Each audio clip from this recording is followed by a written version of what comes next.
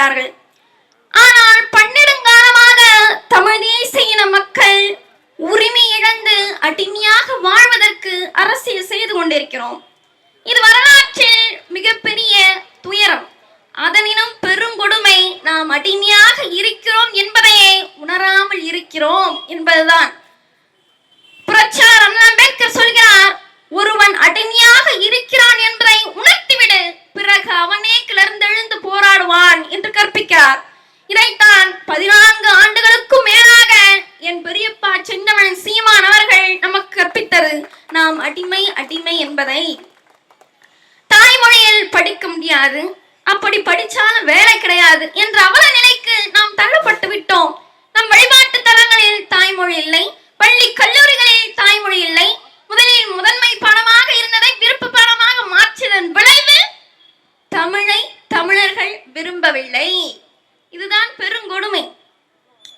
தமிழ் படித்தான் வேலை கிடைக்குமா, தமிழ் படித்தான் சோறு கிடைக்குமா என்பார்கள். என் அன்பு உறவுகளே, தமிழ் என்பது வேலை அல்ல, தமிழ் என்பது சோறு அல்ல, தமிழ் என்பது நம் உயிர் என்பதை நாம் புரிந்து கொள்ள வேண்டும். தமிழுக்கு அமுதென்று பெயர், அந்த தமிழ் என்ப தமிழ் எங்கள் உயிருக்கு நேர் என்கிறார் புரட்சி பாவலர். அவரே சொல்கிறார், வெங்கொடுமை சாக்காட்டில் விளையாடும் தோல் எங்கள் வெற்றி தோள்கள், கங்கையை போல் காவிரி போல் கருத்துக்கள் ஊரும் உள்ளம் எங்கள் உள்ளம், வெங்குருதி தண்ணீர் கமழ்ந்து வீரம் செய்கின்ற தமிழ் எங்கள் மூச்சாம் அப்படின்னு சொல்லுகிறார். தமிழ் எங்கள் பேச்சு மொழி அல்லடா, என்னுடைய மூச்சு மொழி என்கிறார். அப்படிப்பட்ட உயிர் மூச்சான நம் தாய்மொழி இன்று செத்துக் கொண்டிருக்கிறது. உடுமலைப்பேட்டையில, பொள்ளாச்சிக்கு அருகில உடுமலைப்பேட்டையில காவல்துறை ஒரு அறிவிப்பு பலகை வச்சிருக்கு. அதுல இந்தி இருக்கு, ஆங்கிலம் இருக்கு, ஆனா தமிழ் இல்ல. திமுகவோட தமிழ் பாசத்தை பாத்தீங்களா? அதே மாதிரி செய்தி மக்கள் தொடர்பு துறையில பகுதி நேர கௌரவ விரிவுரையாளர் பணிக்கு ஒரு நேர்காணல் நடக்குது. அதுல கல்வி தகுதியா தமிழ், ஆங்கிலம், இந்தி மற்றும் சமஸ்கிருதம் ஆகிய மொழிகளில் எம்ஃபில் அல்லது முதுநிலை பட்டம் பெற்றிருக்க வேண்டும் அப்படின்னு அறிவிச்சிருக்கு. இதுல இந்தியும் சமஸ்கிருதம் கொண்டு வர வேண்டிய தேவை என்ன? நீங்கள் தான் இந்தி எதிர்ப்பாளரா? நீங்கள் தான் சமஸ்கிருத மறுப்பாளரா? இதுதான் திமுகவின் தமிழ் பாசமா? எனவே அன்பு உறவுகளே, செத்துக்கொண்டிருக்கும் நம் தாய்மொழியை மீட்க வேண்டும் என்றால் நீங்கள் வாக்களிக்க வேண்டிய ஒரே சின்னம் ஒலி வாங்கி மைக் சின்னத்தில் உங்கள் வாக்குகளை செலுத்துங்க. துப்பார்க்கு துப்பாய துப்பாக்கி, துப்பார்க்கு துப்பாய தூவும் மழை என்கிறது நம் மறை. ஒரு உயிர் வாழ வேண்டும் என்றால் உணவு அவசியமாகிறது, அந்த உணவு உற்பத்திக்கு நீர் அவசியமாகிறது. அப்படி எல்லா உயிருக்கும் அவசியமான ஒன்றாக நீர் விளங்குகிறது. அப்படி எல்லா உயிருக்கும் பொதுவானதாக நீர் இருக்க வேண்டும். ஆனால் நம்ம நாட்டோட நீர் மேலாண்மை நிலை என்ன? தாமரை பரணி ஒரு தனியார் குளிர்பானம் ஒரு நாளைக்கு 13 லட்சம் லிட்டர் தண்ணீரும், இன்னொரு நிறுவனம் 9 லட்சம் லிட்டர் தண்ணீரும் உறிஞ்சி எடுத்துக்கொள்ள அரசு குத்தகைக்கு விட்டுள்ளது. ஒரு நாளைக்கு 22 லட்சம் லிட்டர் தண்ணீர்னா ஒரு ஆண்டுக்கு எவ்வளோ? 80 கோடி 30 லட்சம் லிட்டர் தண்ணீர் செலவாகிறது. இது ஒரு ஆண்டுக்கு மட்டும் இல்ல, 99 ஆண்டுகளுக்கு நீரை உறிஞ்சி எடுத்துக்கொள்ள அரசு ஒப்புதல் அளித்துள்ளது. ஒரு கோழி மூட்டை உருவாவதற்கு 196 லிட்டர் தண்ணீர் தேவைப்படுகிறது. ஒரு ஆண்டுக்கு 2000 கோழி முட்டைகள் தமிழகத்திலிருந்து ஏற்றுமதி ஆகிறது. ஒரு முட்டை உற்பத்திக்கு 196 லிட்டர் தண்ணீர்னா 2000 கோழி முட்டைக்கு 4 லட்சம் கோடி லிட்டர் தண்ணீர் செலவாகிறது. இது மட்டும் அல்ல, ஒரு டன் எடையுள்ள காரை உற்பத்தி செய்வதற்கு 4,50,000 லிட்டர் தண்ணீர் செலவாகிறது. 50 லட்சம் கார்களை தமிழ்நாட்டில் உள்ள ஒரு நிறுவனம் உற்பத்தி செய்கிறது. ஆக 25 லட்சம் கோடி லிட்டர் தண்ணீர் தனியொரு முதலாளி பயன்படுத்தி கொண்டு வருகிறார். இப்படி இந்த பூமியில் இருக்கும் நீரையெல்லாம் தனியார் முதலாளிக்கு தாரை வார்த்து கொடுத்து விட்டால் நாம் எப்படி வேளாண்மை செய்வது? நிலத்தடி நீர் முழுவதையும் விற்று காசாக்கி விட்டால் காசு பணத்தை உண்டு உயிர் வாழ முடியுமா? இது என் மக்களுக்கு ஏன் புரியவில்லை? நீரின்றி அமையாத உலகு என்பதை ஏன் உணர மறுக்கிறீர்கள்? விசும்பின் துணிவிழி நல்லால் மற்றாங்கே பசும்புல் தலை காண்பது அரிது. ஆகாயத்திலிருந்து நிலத்தில் ஒரு சொட்டு மழை வீழால் போனா சிறு புல் பூண்டு கூட முளைக்காது என்கிறார் வள்ளுவர். மழை மனிதர்களுக்காக மட்டுமா பொழிகிறது? இந்த மண்ணில் உள்ள அனைத்து உயிர்களுக்காகத்தான். ஆனால் இதை தனி ஒரு மனிதன் மட்டும் சுரண்டிக் கொள்வது எத்தனை பெரிய கொள்ளை, மன்னிக்க முடியாத பெருங்குற்றம். இயற்கை காப்பது நம் ஒவ்வொருவரின் கடமை. ஆனால் நாம் அதை அழித்துக் கொண்டிருக்கிறோம். அழிக்க வேண்டிய சாதியையும் மதத்தையும் வளர்த்து கொண்டிருக்கிறோம். வளர்க்க வேண்டிய மரங்களையும் மலைகளையும் அழித்துக் கொண்டிருக்கிறோம். அழிந்து கொண்டிருப்பது மலைகள் மரங்கள் மட்டுமல்ல, மனிதர்களும் மற்ற உயிரினங்களும் என்பதை நீங்கள் மறந்துவிடக் கூடாது. மரத்தின் அவசியத்தை கவிப்பேரரசு வைரமுத்து அவர்கள் சொல்கிறார். வெட்டி நட்டால் கிளை மரமாகுமே, வெட்டி நட்டால் கரம் உடம்பாகுமா? மனிதா மனிதனாக வேண்டுமா? மரத்திடம் வா, ஒவ்வொரு மரமும் போதி மரம். மரத்தை அறுத்தால் ஆண்டு வளையம் வயது சொல்லும். மனிதனை அறுத்தால் உயிரின் செலவைத்தான் உறுப்பு சொல்லும். மரத்திற்கும் வழுக்க விழும் மறுபடி முளைக்கும், மரத்திற்கும் வழுக்க விழும் மறுபடி முளைக்கும். நமக்கோ உயிர் பிரிந்தாலும் மயிர் உதிர்ந்தாலும் ஒன்றென்று அறிக. மனிதனின் முதல் நண்பன் மரம், மரத்தின் முதல் எருதி மனிதன். ஆயுதங்களை மனிதன் அதிகம் பிரயோகித்தது மரங்களின் மீதுதான். உண்ண கனி, ஒதுங்க நிழல், உடலுக்கு மருந்து, உணர்வுக்கு விருந்து, அடைய குடில், அடைக்க கதவு, அழகு வேலி, ஆட தூளி, தடவ தைலம், தாளிக்க எண்ணெய், எழுத காகிதம், எரிக்க விறகு. மரம்தான் மரம்தான், எல்லாம் மரம்தான். இதனை மறந்தான் மறந்தான் மனிதன் மறந்தான். பிறந்தோம் தொட்டில் மரத்தின் உபயம், நடந்தோம் நடைவண்டி மரத்தின் உபயம், எழுதினோம் பென்சில் பலகை மரத்தின் உபயம், கலந்தோம் கட்டில் என்பது மரத்தின் உபயம், மணந்தோம் மாலை சந்தனம் மரத்தின் உபயம், நடந்தோம் பாதுகை ரப்பர் மரத்தின் உபயம், இறந்தோம் சவப்பெட்டி பாடை மரத்தின் உபயம், எரிந்தோம் சுடலை விறகு மரத்தின் உபயம். மறந்தான் மறந்தான், எல்லாம் மறந்தான். இதனை மறந்தான் மறந்தான் மனிதன் மறந்தான் என்று தன்னுடைய உணர்ச்சியை தன் கவிதையின் மூலம் கவிப்பேரரசு வைரமுத்து அவர்கள் பாடுகிறார். இந்த இயற்கை இன்று அழிந்து கொண்டிருக்கிறது என் உறவுகளே. இயற்கை காக்க வேண்டுமா? நீங்கள் வாக்களிக்க வேண்டிய ஒரே சின்னம் ஒளிவாங்கி மைக் சின்னம். அன்பு உறவுகள் கவனமாக கவனிக்கிறோம். ஒரு ஆண்டுல கர்நாடகாவில் பெய்கிற மழையோட அளவு 722 மில்லிமீட்டர். அந்த மழை நீரை சேமிப்பதற்காக கர்நாடகாவில் உள்ள அணைகளோட எண்ணிக்கை 231. ஒரு ஆண்டுல ஆந்திராவில் பெய்கிற மழையோட அளவு 902 மில்லிமீட்டர். அந்த மழை நீரை சேமிப்பதற்காக ஆந்திராவில் உள்ள அணைகளோட எண்ணிக்கை 343. இந்த இரண்டு மாநிலத்தை விட தமிழ்நாட்டில் கூடுதலா மழை பெய்யுது. எவ்வளோனா 950 மில்லிமீட்டர். தமிழ்நாட்டில் இருக்க அணைகளோட மொத்த எண்ணிக்கை எவ்வளவு தெரியுமா? வெறும் 116 மட்டும்தான். அதாவது அதிகமாக மழை பொழிகின்ற தமிழகத்தில் குறைந்த அணைகள் கட்டப்பட்டுள்ளன என்றால் தமிழ்நாட்டை ஆண்டவர்கள் ஆண்டு கொண்டிருப்பவர்கள் இதுவரை என்ன செய்தார்கள் என்ற கேள்வியை ஒவ்வொரு குடிமகனும் எழுப்பியிருக்கணும். ஆனா நாம என்ன செஞ்சோம்? காசுக்கு ஓட்டை வித்துட்டோம். அவன் ஓட்டை வாங்கி நாட்டை வித்துட்டாங்க. காலையில தண்ணி தர மாட்டான் கர்நாடகா. திமுக ஏன் கேட்கல? ஏன் காவிரியில் தண்ணி வந்தா மணல் அள்ள முடியாது, மணல் அள்ள முடியும்னா கொள்ளையடிக்க முடியாது, கொள்ளையடிக்க முடியல உங்களுக்கு காசு கொடுக்க முடியாது. இதான் திமுகவோட லட்சணம். இது எல்லாம் புரிந்து கொண்டு நம் இயற்கை வளங்களையும் இந்த நாட்டையும் அடியோடு மீட்க வேண்டும் என்றால் நீங்கள் வாக்களிக்க வேண்டிய ஒரே சின்னம் ஒளிவாங்கி மைக் சின்னத்தில் உங்கள் பொன்னான வாக்குகளை செலுத்துங்கள். அரசியல் கட்சிகள் வருவாங்க, பொய்யான வாக்குறுதிகளை கொடுப்பாங்க. அவரோட வாக்குறுதிகளை எப்படி இருக்குன்னு ஒரு குட்டி கதை சொல்றேன் கேளுங்க. சிகரெட்டே பிடிக்காத ஒரு ஊருக்கு சிகரெட் வியாபாரி வந்தாராம். எவ்வளவு வியாபாரி பண்ண மாட்டாரு, வியாபாரம் நடக்கல, மக்கள் வாங்குற மாதிரி தெரியல. அதனால என்ன பண்ணலாம்னு யோசிச்சாரு அந்த வியாபாரி. இந்த சிகரெட்டோட பெருமையெல்லாம் ஒரு பிரச்சாரமா பண்ண ஆரம்பிச்சாரு. எப்படி தெரியுமா? முதல்ல சிகரெட் பிடிக்கிறவனை நாய் கடிக்காது. ரெண்டாவது, சிகரெட் பிடிக்கிறவனுக்கு ஊனமற்ற குழந்தைகள் பிறக்காது. மூணாவது, சிகரெட் பிடிக்கிறவன் வீட்டுக்கு திருட வர மாட்டான். நாலாவது, சிகரெட் பிடிக்கிறவனுக்கு முதுமையே நெருங்காது. இப்படின்னு சொல்லி பிரச்சாரம் பண்ண ஆரம்பிச்சாரு. இது நல்லா சௌகரியம் இருக்கும் போலக்கே அப்படின்னு சொல்லி மக்களும் வாங்க ஆரம்பிச்சாங்க, வியாபாரம் சூடு பிடிச்சது. இப்படி ஒரு வருஷம் ஆயிடுச்சு. ஒரு வருஷம் கழிச்சு இந்த வியாபாரி சொன்னதெல்லாம் பொய்ன்னு ஒருத்தருக்கு தெரிய வருது. அந்த வியாபாரியை போய் தேடுறாரு. தேடி போய், என்னப்பா இந்த நன்மை இருக்கு அந்த நன்மை இருக்குன்னு சொல்லிட்டு எங்கெல்லாம் ஏமாத்திட்டியே அப்படின்னு கேட்கும்போது அவர் இல்லைன்னு சாதிக்கிறாரு. அது எப்படி?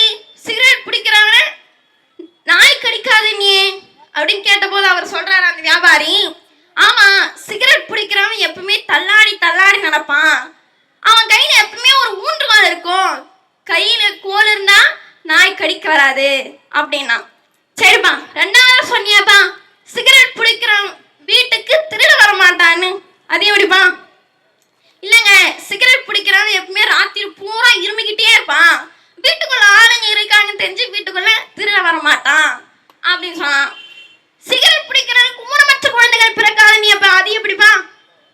சிகரெட் பிடிக்கிறவனுக்கு குழந்தையே பிறக்காது, அதனால தான் ஊனமற்ற குழந்தைகள் பிறக்காதுன்னு அப்படின்னா. சரி எல்லாம் விடுப்பா, கடைசியா ஒன்று சொன்னியாப்பா முதுமையே நெருங்காது. அது எப்படிப்பா?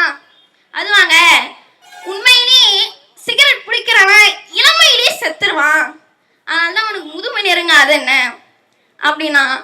சரின்னு சொல்லிட்டு அவரும் போயிட்டாராம். இது மாதிரிதான் இந்த அரசியல் கட்சிகளோட வாக்குறுதிலாம் இருக்கும். நன்மை இருக்கிற மாதிரி இருக்கும். அது உள்ள போய் பார்த்தாதான் எவ்வளவு தீமை என்று நமக்கே தெரிய வரும். சொல்லுவாங்க, என்ன வளம் இல்லை இந்த திருநாட்டில், எதற்காக என் கையெழுந்த வேண்டும் வெளிநாட்டில்னு. அதைதான் நாங்களும் சொல்றோம். எல்லா வளமும் இருந்துச்சு, நீங்க எப்ப இந்த நாட்டுல கால் எடுத்து வச்சீங்களோ அப்ப எல்லாம் அழிச்சிங்க.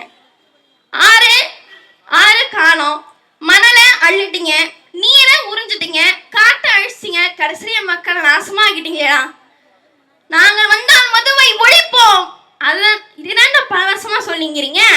முதல்ல அரசு கல்வி நடத்துச்சு, தனியார் மதுபான கடையை நடத்துச்சு. ஆனா இப்ப அப்படி இல்லை, கல்வியை தனியார் நடத்துது, மதுபான கடையை அரசாங்கம் நடத்துது.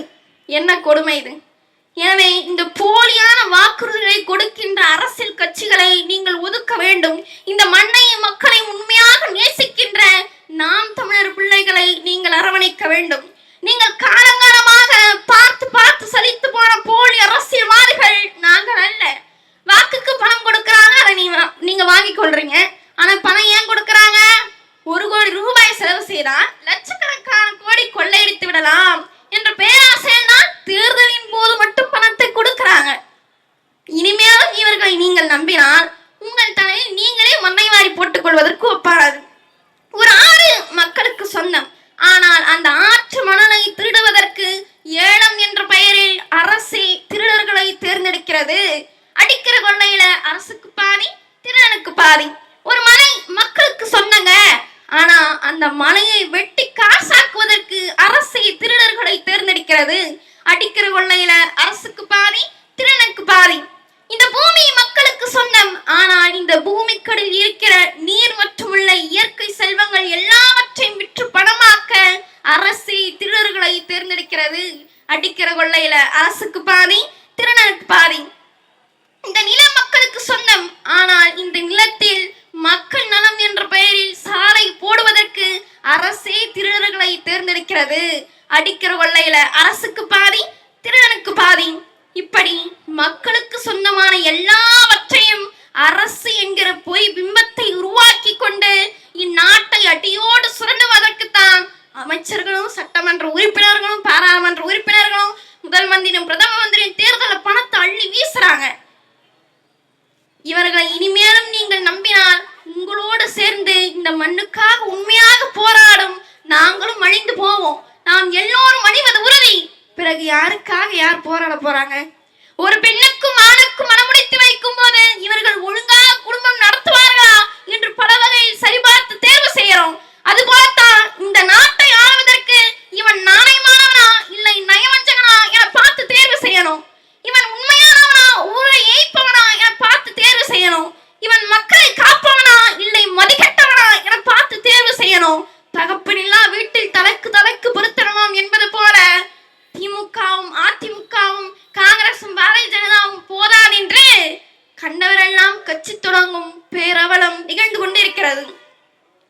நாங்கள் நடத்தும் உரிமை போராட்டம் மட்டுமல்ல, இந்நிலத்தில் அனைத்து உயிர்களும் வாழ வேண்டும் என்பதற்கான உயிரியல் போராட்டம். அந்த உயிரியல் போராட்டத்திற்கு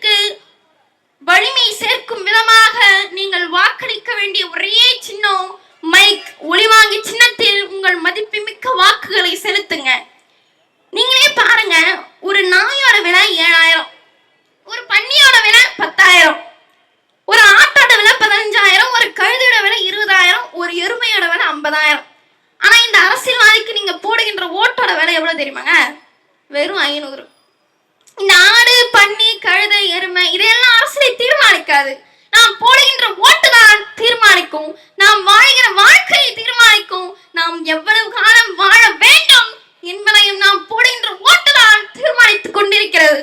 அத்தனை பெரிய உன்னதமான வாக்கினை நாம் வெறும் 500 ரூபாய்க்கு விற்பது எத்தனை பெரிய அவமானம்! இதைத்தான் புரட்சியாளர் சொல்கிறார், மதிப்புமிக்க தமது வாக்குகளை ரொட்டி துண்டுகளுக்காக விற்பது அவமானம் என்று கூறுகிறார். இதைத்தான் நாங்கள் உங்களுக்கு கற்பிக்கிறோம். உங்கள் வாக்கின் வலிமையை உணர்த்துறோம். 5க்கும் 10க்கும் அழுகி போன அரிசிக்கும் உப்புக்கும் பருப்புக்கும் ஓடாத மிக்சிக்கும் வெள்ளைனா வேட்டிக்கும் வெளுத்து போன சேலைக்கும் உங்கள் ஓட்டுகளை விற்க கூடாது என கத்துறோம். பதுக்களுக்கும் சுரங்களுக்கும் பகல் கொள்ளை அடிப்பதற்கும் உங்கள் ஓட்டு பயன்படக்கூடாது என கத்துறோம். நீங்கள் கடலுக்கு போக முடியாது, கச்சத்தீவை விட்டுவிட்டோம். காட்டுக்குள் போக முடியாது, நியூட்ரானுக்கு விட்டுவிட்டோம். காவேரி கரைக்கு போக முடியாது, மணலை விட்டுவிட்டோம். டிஎன்பிஎஸ்சி தேர்வு எழுத முடியாது, தமிழே தெரியாதவனுக்கு விட்டுவிட்டோம். மருத்துவம் படிக்க முடியாது, வட இந்தியருக்கு விட்டுவிட்டோம். தஞ்சாவூருக்கு போக முடியாது, நீட்டனுக்கு விட்டுவிட்டோம். நாகப்பட்டினத்துக்கு போக முடியாது, அதானி மின் திட்டத்துக்கு விட்டுவிட்டோம். மலையேற போக முடியாது, கிரானைட் குவாரிக்கு விட்டுவிட்டோம். நீ எங்கும் போக முடியாது, ஏனென்றால் நீ உன் வாக்கை விட்டுவிட்டாய். உன் வாழ்க்கையும் சேர்த்துதான். எனவே உங்கள் வாக்கின் வலிமை உணர்ந்து மதிப்புமிக்க உங்கள் வாக்குகளை எங்களுக்கு செலுத்தி வலிமை மிக்க அரசியல் ஆற்றலாக மாற்றுங்கள். இந்த கட்சிகள்லாம் எப்படி தெரியுமா வந்தது? ஆட்சி அதிகாரம் பிராமணர் கையில் இருக்கிறது, நாம் அடிமையாக இருக்கிறோம் என்று பிராமணர் அல்லாத ஒரு சங்கம் ஆரம்பிச்சாங்க. பின் நீதி கட்சி, திராவிட கழகம், திராவிட முன்னேற்ற கழகம், அனைத்து இந்திய அண்ணா திராவிட முன்னேற்ற கழகம் என பல கிளைகளா கிளைச்சது. ஆனா இவர்கள் செஞ்ச வேலை என்ன? ஆரியர்களிடமிருந்து ஆட்சி அதிகாரத்தை கைப்பற்றி தமிழர்களை அடிமைப்படுத்தினார்கள். அதை தவிர இவர்கள் செஞ்ச வேலை என்ன? அதனால்தான் நாங்க சொல்றோம், ஆரியமும் திராவிடமும் ஒண்ணு, இதை அறியாதவர் வாயிலே மண்ணுன்னு. சாதிவெறி மதவெறியை தூண்டிவிட்டு சந்தில் சிந்து வாழும் சாக்கியர் கூட்டத்தால் எல்லாவற்றையும் இழந்து ஏமாளியாக நிற்கிறோம் தமிழர்கள். இதைத்தான் பாவேந்தர் பாடுறான், கூழுக்கு பற்பனர் வாடவும் சிற்சிலர் கொள்ளையடிப்பதும் நீதியோ, புவி வாழ்வதுதான் எந்த தேடியோ.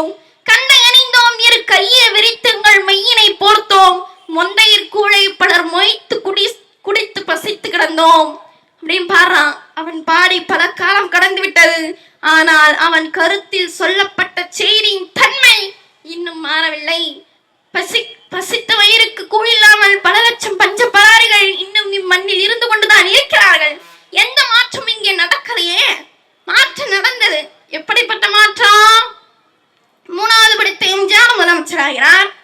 தேநீர் கடை வைத்த திருவாளர் மோடி அவர்கள் பிரதமராகிறார். கலைவசன கர்த்தா கருணாநிதி அவர்கள் முதலமைச்சராகிறார். 12ஆம் வகுப்பு படித்த ஜெயலலிதா அவர்கள் முதலமைச்சராகிறார். வெள்ளமண்டி வைத்திருந்த பழனிசாமி அவர்கள் முதலமைச்சராகிறார். வெறும் 890 மதிப்பெண்களை பெற்ற குஜராத்தில் பிறக்க வேண்டிய ஐயா குமரி அனந்தனின் தவ புதல்வி அம்மா தமிழிசை சவுந்தரராஜன் அவர்கள் மருத்துவராகிறார். இப்ப தெலுங்கானாவுக்கு ஆளரணும் ஆகிவிட்டார். இது மாற்றம் தான், வரவேற்க வேண்டிய மாற்றம் தான். ஏழ்மையாக இருந்தவர்கள் எல்லாம் அதிகாரத்துக்கு வருவது ஏற்புடையதான். ஆனால் அவர்கள் தான் இருந்த நிலை மறந்து வெங்காயம் கிடைச்சிருக்கே துள்ளி குதிப்பான், வெள்ளம் கிடைச்சா என்ன செய்வானோ அப்படின்றது போல ஏதிய அதிகாரத்தை கையில் எடுத்துக்கொண்டு சர்வாதிகாரியாக மாறிவிடுகின்றனர். தெருக்கோடியில் திரிந்தவர்களாம் இப்பொழுது பல கோடியில் படுத்து புரளுகிறார்கள். அன்பு உறவுகளே, இந்த பண முதலைகளை நாம் ஒழிக்க வேண்டும் என்றால் நீங்கள் நாம் தமிழர் கட்சிக்கு வாக்களிக்கணும். நாளை தலைமுறைக்கு நீங்கள் வாழ்வளிக்கணும். இந்நாட்டில் நடக்கின்ற அநீதிகளையும் அக்கிரமங்களையும் கண்டு பொங்கி எழுவாயானால் நீ என் தோழன்றான். யாரு? சேகுவேரா. நாம் அப்படி பொங்கி எழுகிறேமா? தமிழ்நாடு அநீதிகளையும் பிறப்பிடமாக திகழ்கிறதே. எதற்காக நாம் பொங்கி எழுந்தோம்? ஈழத்தின் உறவுகள் லட்சக்கணக்கான பேர் கொன்றொழிக்கப்பட்டார்கள். ஆந்திர காட்டில் 20 பேர் சுட்டுக் கொல்லப்பட்டார்கள். 800க்கும் மேற்பட்ட மீனவர்களை வெறுபிடித்த சிங்களன் சுட்டுக் கொன்றான். நாம் எதற்காக பொங்கி எழுந்தோம்? எல்லாவற்றிற்கும் மேலாக தமிழர் என்று பெயர் சொல்லி ஒரு தரங்கட்ட அரசு தூத்துக்குடியில் நம்மை துப்பாக்கி குண்டு போட்டு துளைத்து ரத்தத்தை குடித்ததே. மாண்ட உயிர்கள் எத்தனை! அத்தனை பேரும் கொலை குற்றவாளிகளா, தீவிரவாதிகளா? அவர்கள் செஞ்ச பிழை என்ன? எவனோ ஒருவன் கொள்ளையடிப்பதற்கு எங்கள் உயிர் போய் கொண்டிருக்கிறதே. எதற்காக இந்த ஆளை வேண்டாம், மூடிவிடுங்கள் என்று பல ஆண்டுகள் பொறுத்து பொறுத்து பார்த்துவிட்டு எம் மக்கள் அறவழியில போராடினாங்க. அதே மாதிரிதான் மேல்மா சிற்காட்டை எதிர்த்து விவசாயிகள் போராடினாங்க. நீங்க என்ன பண்ணீங்க? குண்டர் சட்டம் போட்டீங்க. அவங்க என்ன பிழை செஞ்சாங்க? போராடியதற்காக குண்டர் சட்டம். அப்ப திடீருக்கு என்ன சட்டம், என்ன தண்டனை கொடுக்க போறீங்க? இதுக்கெல்லாம் உங்களுக்கு பதில் இல்லை. எனவே இந்த ஆட்சியரை ஒழிக்க வேண்டும் என்றால் நீங்கள் வாக்களிக்க வேண்டிய சின்னம் மைக் ஒளிவாங்கி சின்னம். மறந்துடாதீங்க, மைக் ஒளிவாங்கி சின்னம். நம் மறை சொல்கிறது, இயற்றலும் ஈட்டலும் காத்தலும் காத்த வகுத்தலும் வல்லதரசு. பொருள் ஈட்டுவதற்கு சரியான வழியை தேர்வு செய்யணும். அவ்வழியாக பொருளை ஈட்டணும். ஈட்டிய பொருளை உரிய வகையில் பாதுகாக்க வேண்டும். அதை உரித்த நேரத்தில் மக்களுக்கு முழுமையாக செலவிட வேண்டும். இதுதான் ஒரு அரசுடைய கடமை. ஆனால் நாட்டில் அப்படி ஒரு அரசு இருக்கிறதா? கொள்ளை கூட்டமளவா ஆண்டு கொண்டிருக்கிறது. ஸ்டெர்லைட், மீத்தேன், ஈத்தேனியம் நச்சு ஆலைகளை இயக்கிக் கொண்டு எம் மக்களின் உயிரை குடித்துக் கொண்டிருக்கிறதே. இதுவா அரசு? இதற்காக உங்களை நாங்கள் தேர்ந்தெடுத்தோம். நீங்கள் மாட மாளிகையும் கூட கோபுரம் கட்டிக்கொண்டு எத்தனை காலம் நான் வாழ்ந்துவிட போகிறீர்கள்? அடிமையாக இருக்கும் எம் மக்கள் அடிமையாக இருந்து விட மாட்டார்கள். ஒரு நாள் கொந்தளிப்பார்கள், கொதித்தெழுவார்கள், வெகுண்டெழுவார்கள், உங்களை விரட்டி அடிப்பார்கள். இதைத்தான் பாவேந்தர் சொல்கிறார். ஓடப்பர் ஆயிருக்கும் ஏழையப்பர் உதயப்பர் ஆகிவிட்டால் ஒரு நொடிக்குள் ஓடப்பர் உயரப்பர் எல்லாம் மாறி ஒப்பப்பர் ஆகிவிடுவார் உடலப்பாணி என்று கூறுகிறார். அந்த காலம் விரைவில் வரும். அதை நாம் தமிழர் கட்சி செய்து முடிக்கும். எனவே அன்பு உறவுகளே, இதுவரை நீங்கள் எந்த கட்சியில் இருந்திருந்தாலும் பரவாயில்லை, அதையெல்லாம் உதறி தள்ளிவிட்டு நெஞ்சுக்கு நீதியாக செயல்படுகின்ற உங்கள் நிழலோடு ஒட்டி உருவாடுகின்ற நாம் தமிழர் கட்சியில் களமாட வாருங்கள். இதுதான் நமக்கான அரசியல். இதுதான் அடுத்த தலைமுறைக்கான அரசியல். புரட்சி எப்போதும் வெல்லும். நாளை நாம் தமிழர் கட்சியின் வெற்றி அதை சொல்லும். விழுந்து விடாத வீரம், மண்டியிடாத மானம். தமிழை வாழ வைப்போம், தமிழரை ஆள வைப்போம். உங்களின் சின்னம் ஒளிவாங்கி, உங்களின் வெற்றி எங்களின் வெற்றி, நம் பெருமை மிக்க தமிழ் இனத்தின் வெற்றி. கிருஷ்ணகிரி நாடாளுமன்ற தொகுதியில் போட்டியிடுகின்ற அக்கா வித்யாராணி அவர்களுக்கு ஒளிவாங்கி சின்னத்தில் வாக்களியுங்கள். போட்டு பாருங்க ஓட்ட, அப்புறம் பாருங்க